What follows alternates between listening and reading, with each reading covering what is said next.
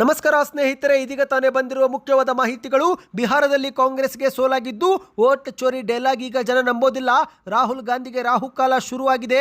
ಇನ್ನು ಮುಂದೆ ಸಿದ್ದರಾಮಯ್ಯನವರು ಹೇಳಿದಂತೆ ರಾಹುಲ್ ಗಾಂಧಿ ಕೇಳಬೇಕು ಎಂದು ಆರೋಶಕ್ ಅವರ ಹೇಳಿಕೆ. ಇದೇ ಮಧ್ಯೆ ಕೇಂದ್ರದಿಂದ ರಾಜ್ಯಕ್ಕೆ ಅನ್ಯಾಯವಾಗುತ್ತಿದ್ರು ಜೆಡಿಎಸ್ ಮತ್ತು ಬಿಜೆಪಿ ಸಂಸದರು ಮೌನ ತಾಳಿದ್ದಾರೆ ಎಂದು ಸಿಎಂ ಸಿದ್ದರಾಮಯ್ಯನವರ ಅಸಮಾಧಾನ. ವಿಡಿಯೋ ಬಹಳ ಮುಖ್ಯವಾಗಲಿದೆ ಸ್ನೇಹಿತರೆ. ದೇಶಾದ್ಯಂತ ಕೋಟ್ಯಾಂತರ ರೈತರಿಗೆ ಗುಡ್ ನ್ಯೂಸ್ ಕೊಟ್ಟ ಕೇಂದ್ರದ ಸರ್ಕಾರ ಪಿಎಂ ಕಿಸಾನ್ ಸಮ್ಮಾನ್ ನಿಧಿ ಯೋಜನೆಯ 21ನೇ ಕಂತು ಬಿಡುಗಡೆಗೆ ದಿನಾಂಕ ಮುಹೂರ್ತ ಫಿಕ್ಸ್ ಆಗಿದೆ. 2,000 ರೂಪಾಯಿ ರೈತರ ಬ್ಯಾಂಕ್ ಖಾತೆಗಳಿಗೆ ಜಮಾ. ಇದೇ ಮಧ್ಯೆ ನನ್ನನ್ನು ಕುಡಿದು ಬಿಟ್ಟು ತೂರಾಡ್ತಾನೆ ಎಂದು ವಿಪಕ್ಷದವರು ಟೀಕೆ ಮಾಡಿದ್ರು. ನನಗೆ ಮಧ್ಯಾಹ್ನ ಕುಡಿಯುವ ಚಟವೇ ಇಲ್ಲ ಎಂದು ಡಿ.ಕೆ. ಶಿವಕುಮಾರ್ ಅವರ ಹೇಳಿಕೆ. ವಿಡಿಯೋ ಮಾತ್ರ ಸ್ವಲ್ಪನೂ ಸ್ಕಿಪ್ ಮಾಡಬೇಡಿ. ಇನ್ನು ಕರ್ನಾಟಕದಲ್ಲಿ ಕಾಂಗ್ರೆಸ್ ಗೆದ್ದಿದ್ದು ಸಿದ್ದರಾಮಯ್ಯನವರಿಂದ, ಅವರು ಒಬ್ಬ ಮಾಸ್ ಲೀಡರ್ ಎಂದು ಪ್ರಹ್ಲಾದ್ ಜೋಶಿ ಅವರ ಹೇಳಿಕೆ. ಇನ್ನು ರಾಜ್ಯದ ಎಲ್ಲಾ ಗೃಹಲಕ್ಷ್ಮಿಯರಿಗೆ ಗುಡ್ ನ್ಯೂಸ್ ಕೊಟ್ಟ ಸರ್ಕಾರ ಬಾಕಿ ಕಂತು ಜಮಾ. ಯಾರಿಗೆ ಹಣ ಜಮೆ ಆಗುತ್ತೆ, ಯಾರಿಗೆ ಹಣ ಜಮೆ ಆಗೋದಿಲ್ಲ ಎಂಬ ಮಾಹಿತಿ ಬಂದಿದೆ. ಗೃಹಲಕ್ಷ್ಮಿ ಯೋಜನೆ ಜೊತೆಗೇನೆ ಮತ್ತೊಂದು ಹೊಸ ಯೋಜನೆಯೂ ಕೂಡ ಜಾರಿಗೆ. ಎಲ್ಲ ಸುದ್ದಿಗಳನ್ನು ಡೀಟೇಲ್ ಆಗಿ ನೋಡೋಣ. ಅದಕ್ಕಿಂತ ಮೊದಲು ನೀವು ನಮ್ಮ ಚಾನಲ್ಗೆ ಮೊದಲು ಬಾರಿ ಭೇಟಿ ಕೊಡುತ್ತಿದ್ರೆ ದಯವಿಟ್ಟು ಸಬ್ಸ್ಕ್ರೈಬ್ ಆಗಿ, ಪಕ್ಕದಲ್ಲಿ ಕಾಣಿಸೋ ಗಂಟೆ ಕೂಡ ಒತ್ತಿ. ಇದರಿಂದ ರಾಜ್ಯದ ಮುಖ್ಯವಾದ ಮಾಹಿತಿಗಳು ನಿಮಗೆ ಸಿಗುತ್ತವೆ. ವಿಡಿಯೋಗೆ ಲೈಕ್ ಮಾಡಿ ಮತ್ತು ವಿಡಿಯೋ ಪೂರ್ತಿಯಾಗಿ ನೋಡಿ. ಬನ್ನಿ ಸ್ನೇಹಿತರೆ, ಎಲ್ಲ ಮುಖ್ಯವಾದ ಮಾಹಿತಿಗಳನ್ನು ಡೀಟೇಲ್ ಆಗಿ ನೋಡೋಣ. ಇದೀಗ ಬಿಹಾರದ ವಿಧಾನಸಭಾ ಚುನಾವಣಾ ಫಲಿತಾಂಶ ಹೊರಬಿದ್ದಿದ್ದು ಎನ್ಡಿಎ ಭರ್ಜರಿಯಾಗಿ ಗೆಲುವು ಸಾಧಿಸಿದರೆ ಇತ್ತ ಕಾಂಗ್ರೆಸ್ನ ಮಹಾಗಠಬಂಧನ್ಗೆ ದೊಡ್ಡ ಮಟ್ಟದಲ್ಲಿ ಸೋಲಾಗಿದೆ. ಹೌದು, ಇದೇ ನಡುವೆ ಆರೋಶಕ್ ಅವರು ಮಾಧ್ಯಮಗಳ ಮುಂದೆ ಮಾತನಾಡಿದ್ದು ವೋಟ್ ಚೋರಿ ಎನ್ನುವ ಡೈಲಾಗಿಗೆ ಜನ ಈಗ ನಂಬೋದಿಲ್ಲ ಎಂದು ಮಾಧ್ಯಮಗಳ ಮುಂದೆ ಹೇಳಿಕೆ ಕೊಟ್ಟಿದ್ದಾರೆ. ಹೌದು, ವೋಟ್ ಚೋರಿ ಎನ್ನುವುದು ಕಾಂಗ್ರೆಸ್ನವರ ಬ್ರ್ಯಾಂಡ್ ಆಗಿತ್ತು. ಈಗ ಈ ಡೈಲಾಗ್ ಅನ್ನು ಜನರು ಸಹ ನಂಬೋದಿಲ್ಲ. ರಾಹುಲ್ ಗಾಂಧಿಯವರಿಗೆ ರಾಹು ಕಾಲ ಶುರು ಆಗಿಬಿಟ್ಟಿದೆ ಎಂದು ಆರೋಶಕ್ ಅವರು ಟಾಂಗ್ ಕೊಟ್ಟಿದ್ದಾರೆ. ಸುದ್ದಿಗಾರರೊಂದಿಗೆ ಮಾತನಾಡಿರುವಂಥ ಆರೋಶಕ್ ಅವರು ವೋಟ್ ಚೋರಿ ಎಂಬ ಕಾಂಗ್ರೆಸ್ನ ಡೈಲಾಗ್ ಬ್ರ್ಯಾಂಡ್ ಈಗ ಫೇಲ್ ಆಗಿದೆ. ವೋಟ್ ಚೋರಿ ಎಂಬುದು ಬೋಗಸ್ ಎಂದು ಸ್ವತಃ ಬಿಹಾರದ ಮತದಾರರೇ ಉತ್ತರ ಕೊಟ್ಟಿದ್ದಾರೆ. ಈಗ ವೋಟ್ ಚೋರಿ ಎಂದು ಕಾಂಗ್ರೆಸ್ನ ಡೈಲಾಗ್ ಅನ್ನು ಜನರು ಸಹ ನಂಬೋದಿಲ್ಲ. ಅಂದ ಹಾಗೆ ರಾಹುಲ್ ಗಾಂಧಿ ಅವರಿಗೆ ರಾಹು ಕಾಲ ಶುರುವಾಗಿದ್ದು ಇನ್ನು ಮುಂದೆ ಸಿದ್ದರಾಮಯ್ಯನವರು ಹೇಳಿದಂಗೆ ರಾಹುಲ್ ಗಾಂಧಿ ಕೇಳಬೇಕು ಎಂದು ಮಾಧ್ಯಮಗಳ ಮುಂದೆ ಲೇವಡಿ ಮಾಡಿದ್ದಾರೆ. ಹೌದು ಸ್ನೇಹಿತರೆ, ಮತ್ತೆ ಮುಂದುವರೆದು ಮಾತನಾಡಿದಂಥ ಆರೋಶಕ್ ಅವರು ಬಿಹಾರದ ಚುನಾವಣಾ ಫಲಿತಾಂಶದಿಂದ ಕಾಂಗ್ರೆಸ್ ಹೈಕಮಾಂಡ್ ಮಂಕಾಗಿ ಹೋಗಿದೆ. ಇತ್ತ ಬಿಹಾರ ಫಲಿತಾಂಶದಿಂದ ಸಿದ್ದರಾಮಯ್ಯನವರು ಸ್ಟ್ರಾಂಗ್ ಆಗಿದ್ದಾರೆ. ಇಷ್ಟು ದಿನ ರಾಹುಲ್ ಗಾಂಧಿ ಮಾತನ್ನ ಸಿದ್ದರಾಮಯ್ಯನವರು ಕೇಳುತ್ತಿದ್ರು, ಆದರೆ ಈಗ ಕಾಲ ಬದಲಾಗಿದ್ದು ಸಿದ್ದರಾಮಯ್ಯನವರ ಮಾತನ್ನ ರಾಹುಲ್ ಗಾಂಧಿ ಕೇಳಬೇಕಾಗಿದೆ. ರಾಹುಲ್ ಗಾಂಧಿಯನ್ನು ಸಿದ್ದರಾಮಯ್ಯನವರು ಇನ್ನು ಮುಂದೆ ಹಾವಾಡಿಗ ರೀತಿಯಲ್ಲಿ ಆಡಿಸುತ್ತಾರೆ. ಬಿಹಾರದ ಫಲಿತಾಂಶ ಕಾಂಗ್ರೆಸ್ನ ಹೈಕಮಾಂಡ್ಗೆ ಶಾಕ್ ಕೊಟ್ಟಿದೆ. ರಾಹುಲ್ ಗಾಂಧಿಗೆ ರಾಹುಕಾಲ ಶುರುವಾಗಿ ಇತ್ತ ಸಿದ್ದರಾಮಯ್ಯನವರಿಗೆ ಶುಕ್ರ ದೆಸೆ ಶುರುವಾಗಿದೆ ಎಂದು ಆರೋಶಕ್ ಅವರು ಹೇಳಿಕೆ ಕೊಟ್ಟಿದ್ದಾರೆ. ಬನ್ನಿ ಸ್ನೇಹಿತರೆ, ಇದೀಗ ಎರಡನೇ ಮುಖ್ಯವಾದ ಮಾಹಿತಿಗೆ ಹೋಗೋಣ. ಕೇಂದ್ರದಿಂದ ರಾಜ್ಯಕ್ಕೆ ನಿರಂತರವಾಗಿ ಅನ್ಯಾಯವಾಗುತ್ತಿದ್ದರೂ ಜೆಡಿಎಸ್ ಬಿಜೆಪಿ ಸಂಸದರು ಮೌನ ತಾಳಿದ್ದಾರೆ ಎಂದು ಸಿಎಂ ಸಿದ್ದರಾಮಯ್ಯನವರು ಆಕ್ರೋಶ ವ್ಯಕ್ತಪಡಿಸಿದ್ದಾರೆ. ಕೇಂದ್ರದ ಸಚಿವ ಪ್ರಹ್ಲಾದ್ ಜೋಶಿ ಸೇರಿದಂತೆ ಬಿಜೆಪಿ ಮತ್ತು ಜೆಡಿಎಸ್ ಸಂಸದರು ನೀರಾವರಿಯಾಗಲಿ, ಹಣಕಾಸು ವಿಚಾರ ಸೇರಿದಂತೆ ಕೇಂದ್ರ ಸರ್ಕಾರದಿಂದ ರಾಜ್ಯಕ್ಕೆ ಆಗುತ್ತಿರುವ ಅನ್ಯಾಯಗಳ ಬಗ್ಗೆ ಬಾಯನ್ನೇ ಬಿಡುತ್ತಿಲ್ಲ.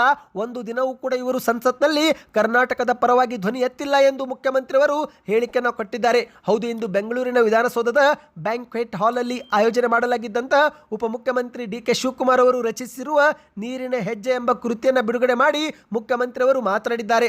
ಕೃಷ್ಣಾ ನದಿ ನೀರು ಹಂಚಿಕೆ ವಿಚಾರವಾಗಿ ತೀರ್ಪು ಬಂದು 10 ವರ್ಷ ಕಳೆದರೂ ಕೃಷ್ಣಾ ಮೇಲ್ದಂಡೆ ಯೋಜನೆ ಸಂಬಂಧ ಕೇಂದ್ರ ಸರ್ಕಾರ ಇದುವರೆಗೆ ಅಧಿಸೂಚನೆ ಹೊರಡಿಸಿಲ್ಲ. ಇನ್ನು ಇತ್ತ ಕರ್ನಾಟಕದಿಂದ ಪ್ರತಿ ವರ್ಷ ಕೇಂದ್ರ ಸರ್ಕಾರ 4.5 ಲಕ್ಷ ಕೋಟಿ ರೂಪಾಯಿ ತೆರಿಗೆ ತೆಗೆದುಕೊಳ್ಳುತ್ತೆ. ಆದರೆ ಕರ್ನಾಟಕಕ್ಕೆ ವಾಪಸ್ ಬರುವುದು ಕೇವಲ 60,000 ಕೋಟಿ ರೂಪಾಯಿ ಮಾತ್ರ. ಅಂದರೆ 1 ರೂಪಾಯಿ ತೆಗೆದುಕೊಂಡು 15 ಪೈಸೆ ಮಾತ್ರ ಕರ್ನಾಟಕಕ್ಕೆ ಕೊಡುತ್ತಿದ್ದಾರೆ. 85 ಪೈಸೆ ಅವರೇ ಇಟ್ಟುಕೊಳ್ಳುತ್ತಾರೆ. ಇಂದು ಕರ್ನಾಟಕದಲ್ಲಿ ರೈತರು ಕಬ್ಬಿಗೆ ಬೆಂಬಲ ಬೆಲೆ ಹೆಚ್ಚಿಗೆ ಮಾಡಬೇಕು ಎಂದು ಆಗ್ರಹಿಸಿ ಹೋರಾಟ ಮಾಡುತ್ತಿದ್ದಾರೆ. ಈ ಒಂದು ಬೆಂಬಲ ಬೆಲೆ ಹೆಚ್ಚಿಗೆ ಮಾಡಬೇಕಾಗಿರುವುದು ಕೂಡ ಕೇಂದ್ರ ಸರ್ಕಾರ, ಆದರೆ ಅದನ್ನು ಕೂಡ ಅವರು ಮಾಡುತ್ತಿಲ್ಲ. ಇನ್ನು ಸಕ್ಕರೆಗೆ 31 ರೂಪಾಯಿ ಬೆಲೆ ನಿಗದಿ ಮಾಡಿ 10 ವರ್ಷ ಕಳೆದು ಹೋಗಿದೆ. ಕೈಗಾರಿಕೆಗಳು ಈ ಒಂದು ಬೆಲೆ ಹೆಚ್ಚಿಗೆ ಮಾಡಲು ಕೇಳುತ್ತಿದ್ದಾರೆ, ಅದು ಸಹ ಕೇಂದ್ರದವರು ಮಾಡುತ್ತಿಲ್ಲ. ಈ ರೀತಿ ರಾಜ್ಯಕ್ಕೆ ಸಾಲು ಸಾಲು ಅನ್ಯಾಯವಾಗುತ್ತಿದ್ರು ಕರ್ನಾಟಕದ ಬಿಜೆಪಿ ಮತ್ತು ಜೆಡಿಎಸ್ ಸಂಸದರು ಸಂಸತ್ನಲ್ಲಿ ಒಂದೇ ಒಂದು ದಿನವೂ ಕೂಡ ರಾಜ್ಯದ ನೀರಾವರಿ ಯೋಜನೆ ಪರವಾಗಿರಲಿ ಅಥವಾ ಆರ್ಥಿಕ ಅನ್ಯಾಯ ಖಂಡಿಸುವುದಾಗಲಿ ಈ ಕೆಲಸ ಮಾಡಿಲ್ಲ. ಇನ್ನು ರೈತರ ಪರವಾಗಿ ಧ್ವನಿ ಎತ್ತ ಕೆಲಸವೂ ಕೂಡ ಇವರು ಮಾಡುತ್ತಿಲ್ಲ ಎಂದು ಬೇಸರವನ್ನು ವ್ಯಕ್ತಪಡಿಸಿದ್ದಾರೆ. ಬನ್ನಿ ಸ್ನೇಹಿತರೆ, ಇದೀಗ ಮೂರನೇ ಮುಖ್ಯವಾದ ಮಾಹಿತಿಗೆ ಹೋಗೋಣ. ನೀವು ಕೂಡ ರೈತರಾಗಿದ್ದರೆ ಕಮೆಂಟ್ನಲ್ಲಿ ಗುಡ್ ನ್ಯೂಸ್ ಎಂದು ಕಮೆಂಟ್ ಮಾಡಿ. ಹೌದು ಸ್ನೇಹಿತರೆ, ದೇಶದ ಕೋಟ್ಯಾಂತರ ರೈತರ ಬ್ಯಾಂಕ್ ಖಾತೆ ಖಾತೆಗಳಿಗೆ ಇದೇ ತಿಂಗಳಲ್ಲಿ 2,000 ರೂಪಾಯಿ ಜಮೆ ಆಗಲಿದೆ. ಹೌದು, ಕೇಂದ್ರ ಸರ್ಕಾರದ ರೈತ ಪರ ಯೋಜನೆಗಳಲ್ಲಿ ಒಂದಾಗಿರುವ PM ಕಿಸಾನ್ ಸಮ್ಮಾನ್ ನಿಧಿ ಯೋಜನೆಯಲ್ಲಿ ಇಲ್ಲಿಯವರೆಗೆ 20 ಕಂತು ಹಾಕಲಾಗಿದ್ದು, ಇದೀಗ ಈ ಒಂದು ವರ್ಷದ ಕೊನೆಯ ಕಂತು ನವೆಂಬರ್ ತಿಂಗಳಲ್ಲಿನೇ ಜಮೆ ಆಗಲಿದೆ. ಹೌದು, 21ನೇ ಕಂತಿನ ಹಣ ಯಾವಾಗ ಬಿಡುಗಡೆ ಆಗುತ್ತೆ ಎನ್ನುವ ದಿನಾಂಕವೂ ಕೂಡ ಫಿಕ್ಸ್ ಆಗಿದೆ. ಪ್ರತಿ 4 ತಿಂಗಳಿಗೊಮ್ಮೆ ಸರ್ಕಾರ 2,000 ರೂಪಾಯಿ ವಿತರಿಸುತ್ತಾ ಬಂದಿದ್ದು, ಇಲ್ಲಿಯವರೆಗೆ 20 ಕಂತು ಹಾಕಿದೆ. ಹೌದು, ಈ ಒಂದು ಹಿಂದೆ ಫೆಬ್ರವರಿಯಲ್ಲಿ 19ನೇ ಕಂತು, ಆಗಸ್ಟ್ ತಿಂಗಳಲ್ಲಿ 20ನೇ ಕಂತು ಜಮೆ ಮಾಡಲಾಗಿತ್ತು.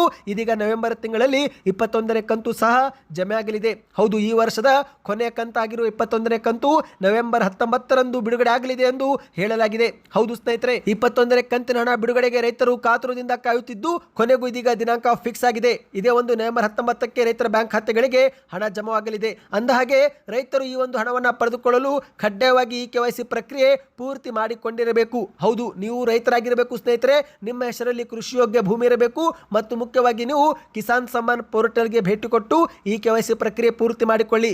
ಆಧಾರ್ ಕಾರ್ಡ್ ಸಂಖ್ಯೆ ನಮೂದಿಸುವ ಮೂಲಕ ಈ KYC ಪ್ರಕ್ರಿಯೆಯನ್ನು ಪೂರ್ತಿ ಮಾಡಿಕೊಳ್ಳಬಹುದಾಗಿದೆ. ಈಗಾಗಲೇ ನಾವು ಮನೆಯಲ್ಲಿ ಕುಳಿತು ಯಾವ ರೀತಿ KYC ಮಾಡಬೇಕು ಎಂಬ ವಿಡಿಯೋ ಸಹ ಈ ಒಂದು ಹಿಂದೆ ಅಪ್ಲೋಡ್ ಮಾಡಿದ್ದೇವೆ. ಈಗ ನಿಮಗೆ ಆ ಒಂದು ವಿಡಿಯೋ ಮತ್ತೊಮ್ಮೆ ಬೇಕಂದ್ರೆ ಕಮೆಂಟ್ನಲ್ಲಿ KYC ವಿಡಿಯೋ ಎಂದು ಕಮೆಂಟ್ ಮಾಡಿ. ಅಂದಹಾಗೆ ಈ ಒಂದು ಹಣ ಪಡೆದುಕೊಳ್ಳುತ್ತಿರುವ ಕುಟುಂಬದಲ್ಲಿ ಯಾವ ಸದಸ್ಯರು ಸಹ ರಾಜಕೀಯ ಹುದ್ದೆ ಹೊಂದಿರಬಾರದು ಅಥವಾ ಕೆಲವು ಉನ್ನತ ಶ್ರೇಣಿಯ ಸರ್ಕಾರಿ ನೌಕರರಾಗಿರಬಾರದು ಮತ್ತು ಯಾವುದೇ ಹುದ್ದೆಗಳಲ್ಲಿ ಸೇವೆ ಸಲ್ಲಿಸಬಾರದು. ಅಂದರೆ ಸ್ನೇಹಿತರೆ, ನಿಮ್ಮ ಕುಟುಂಬದ ಏಕಮಾತ್ರ ಆದಾಯ ಕೃಷಿಯಾಗಿರಬೇಕು. ಆಗ ಮಾತ್ರ ನೀವು ಈ ಒಂದು ಯೋಜನೆ ಲಾಭ ಪಡೆಯಲು ಅರ್ಹರು ಎಂದು ಕೇಂದ್ರ ಸರ್ಕಾರ ಹೇಳಿಕೆ ಕೊಟ್ಟಿದೆ. ಬನ್ನಿ ಇದೀಗ ಮತ್ತೊಂದು ಮುಖ್ಯವಾದ ಮಾಹಿತಿಗೆ ಹೋಗೋಣ. ಇದೀಗ ವೇದಿಕೆ ಮೇಲೆ ಭಾಷಣದ ಮಧ್ಯೆ DK ಶಿವಕುಮಾರ್ ಅವರು ಒಂದು ಶಾಕಿಂಗ್ ಹೇಳಿಕೆ ಕೊಟ್ಟಿದ್ದಾರೆ. ನನ್ನನ್ನು ವಿಪಕ್ಷದವರು ಕುಡಿದು ಬಿಟ್ಟು ತೂರಾಡ್ತಾನೆ ಎಂದು ಟೀಕೆ ಮಾಡ್ತಾರೆ, ಆದರೆ ನನಗೆ ಮಧ್ಯಾಹ್ನ ಕುಡಿಯುವ ಚಟ ಏನು ಇಲ್ಲ ಎಂದು DK ಶಿವಕುಮಾರ್ ಅವರು ಹೇಳಿಕೆಯನ್ನು ಕೊಟ್ಟಿದ್ದಾರೆ. ಹೌದು, ವಿರೋಧ ಪಕ್ಷದವರು ನನ್ನ ಬಗ್ಗೆ ಬೇಕಾದಷ್ಟು ಟೀಕೆಗಳನ್ನು ಮಾಡಿದ್ರು. ಅಷ್ಟು ಮಾತ್ರವಲ್ಲದೆ ನನ್ನ ಮೇಲೆ ಇಲ್ಲ ಸಲ್ಲದ ಆರೋಪ ಮಾಡಿ ಕೇಸು ಕೂಡ ಹಾಕಿಸಿದ್ದಾರೆ.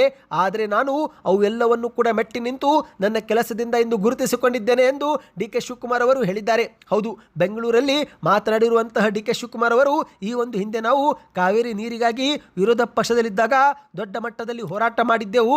ಬೆಂಗಳೂರಿಂದ ಮಂಡ್ಯವರೆಗೆ ಮೆರವಣಿಗೆಗೆ ಹೋಗಿದ್ದೆವು. ಇಡೀ ರಾತ್ರಿ ಕಷ್ಟಪಟ್ಟು ಕೆಲಸ ಮಾಡಿ ವಿಪರೀತ ಸುಸ್ತಾಗಿ ನಡೆದುಕೊಂಡು ಹೋಗುವಾಗ ಆ ಜಾಗ ಅಂಕುಡೊಂಕು ಆಗಿತ್ತು. ಆ ಸ್ಥಳದಲ್ಲಿ ನಾನು ಹೋಗುವಾಗ ನನ್ನ ಬಾಡಿ ಅಲ್ಲಾಡುತ್ತಿತ್ತು. ಇದಕ್ಕೆ DK ಶಿವಕುಮಾರ್ ಅವರು ಕುಡಿದು ಬಿಟ್ಟು ಅಲ್ಲಾಡ್ತಿದ್ದಾನೆ ಎಂದು ವಿಪಕ್ಷದವರು ಟೀಕೆ ಮಾಡಿದರು. DK ಶಿವಕುಮಾರ್ ಅವರು ಕುಡಿದು ಬಿಟ್ಟು ಅಲ್ಲಾಡ್ತಾನೆ ಎಂದರು. ಆದರೆ ನಾನು ಇಂತಹ ಟೀಕೆಗಳಿಗೆ ಜಗ್ಗುವನಲ್ಲ. ಆ ಸಂದರ್ಭವೇ ಹಾಗಿತ್ತು. ಇಡೀ ರಾತ್ರಿ ಕಷ್ಟಪಟ್ಟು ಕೆಲಸ ಮಾಡಿ ನಡೆಯುವಾಗ ದೇಹ ದಣಿದು ಅಲ್ಲಾಡಿತು. ನನಗೆ ಮಧ್ಯಾಹ್ನ ಕುಡಿಯುವ ಚಟವೇ ಇಲ್ಲ. ಅಷ್ಟು ಕಷ್ಟಪಟ್ಟು ನಾವು ಬೆಂಗಳೂರುವರೆಗೆ ತಲುಪಿದ್ದೆವು. ಈ ರೀತಿ ನಾವು ರೈತರಿಗೋಸ್ಕರ ನೀರಿಗೆ ಹೋರಾಟ ಮಾಡಿದ್ದೆವು. ನಮ್ಮ ನೀರು ನಮ್ಮ ಹಕ್ಕು ಎನ್ನುತ್ತಾ ಸುಪ್ರೀಂ ಕೋರ್ಟ್ ಮೆಟ್ಟಿಲು ಏರಿದೆವು. ಕೋರ್ಟ್ನಲ್ಲಿ ಮೇಕೆದಾಟು ಬಗ್ಗೆ ಐತಿಹಾಸಿಕ ತೀರ್ಪು ಕೂಡ ಬಂತು. ನಮ್ಮ ಶ್ರಮ, ದಿಕ್ಕು, ಆಲೋಚನೆಯಿಂದ ನಮಗೆ ನ್ಯಾಯವೂ ಕೂಡ ಸಿಕ್ಕಿದೆ. ಎಲ್ಲಿ ಶ್ರಮ ಇದೆಯೋ ಅಲ್ಲಿ ಫಲ ಇದ್ದೇ ಇರುತ್ತೆ ಎಂದು DK ಶಿವಕುಮಾರ್ ಅವರು ಹೇಳಿದ್ದಾರೆ. ಬನ್ನಿ ಸ್ನೇಹಿತರೆ, ಇದೀಗ ಮತ್ತೊಂದು ಮುಖ್ಯವಾದ ಮಾಹಿತಿಗೆ ಹೋಗೋಣ. ಇದೀಗ ಬಿಹಾರದಲ್ಲಿ ಕಾಂಗ್ರೆಸ್ ಗ್ಯಾರಂಟಿಗಳನ್ನು ಘೋಷಣೆ ಮಾಡಿದರೂ ಕೂಡ ಸೋಲನ್ನ ಕಂಡಿದೆ. ಹೌದು ಸ್ನೇಹಿತರೆ, ಚುನಾವಣೆಯಲ್ಲಿ ಕಾಂಗ್ರೆಸ್ಗೆ ಭಾರಿ ಸೋಲಾಗಿದೆ. 2,500 ರೂಪಾಯಿ ಮಹಿಳೆಯರಿಗೆ ಅಧಿಕಾರಕ್ಕೆ ಬಂದರೆ ಕೊಡುವುದಾಗಿ ಕೂಡ ಘೋಷಣೆ ಮಾಡಲಾಗಿತ್ತು. ಆದರೂ ಕೂಡ ಅಲ್ಲಿನ ಮತದಾರರು NDAಗೆ ಮತ ನೀಡಿದ್ದಾರೆ. ಇದೇ ಮಧ್ಯೆ ಕರ್ನಾಟಕದಲ್ಲಿ ಕಾಂಗ್ರೆಸ್ ಗೆದ್ದಿದ್ದು ಸಿದ್ದರಾಮಯ್ಯನವರಿಂದ. ಅವರು ಒಬ್ಬ ಮಾಸ್ ಲೀಡರ್ ಎಂದು ಕೇಂದ್ರದ ಸಚಿವ ಪ್ರಹ್ಲಾದ್ ಜೋಶಿ ಅವರು ಹುಬ್ಬಳ್ಳಿಯಲ್ಲಿ ಪ್ರತಿಕ್ರಿಯೆ ಕೊಟ್ಟಿದ್ದಾರೆ. ಹೌದು, ಬಿಹಾರದ ಚುನಾವಣಾ ಫಲಿತಾಂಶದ ಬಗ್ಗೆ ಮಾತನಾಡಿರುವಂಥ ಪ್ರಹ್ಲಾದ್ ಜೋಶಿ ಅವರು ಕರ್ನಾಟಕದಲ್ಲಿ ಕಾಂಗ್ರೆಸ್ ಅಧಿಕಾರಕ್ಕೆ ಬರುವುದಕ್ಕೆ ಸಿದ್ದರಾಮಯ್ಯನವರೇ ಕಾರಣ. ಸಿದ್ದರಾಮಯ್ಯನವರು ಒಬ್ಬ ಮಾಸ್ ಲೀಡರ್, ಅದರಲ್ಲಿ ಎರಡು ಮಾತಿಲ್ಲ. ಕರ್ನಾಟಕದಲ್ಲಿ ಕಾಂಗ್ರೆಸ್ ಗೆದ್ದಿದ್ದು ಸಿದ್ದರಾಮಯ್ಯನವರಿಂದ.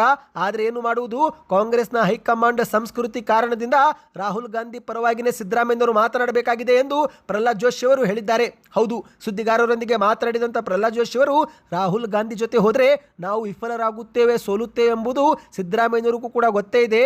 ಆದರೆ ಏನು ಮಾಡುವುದು, ರಾಹುಲ್ ಗಾಂಧಿಯವರು ಕಾಂಗ್ರೆಸ್ ಪಕ್ಷದ ನಾಯಕ.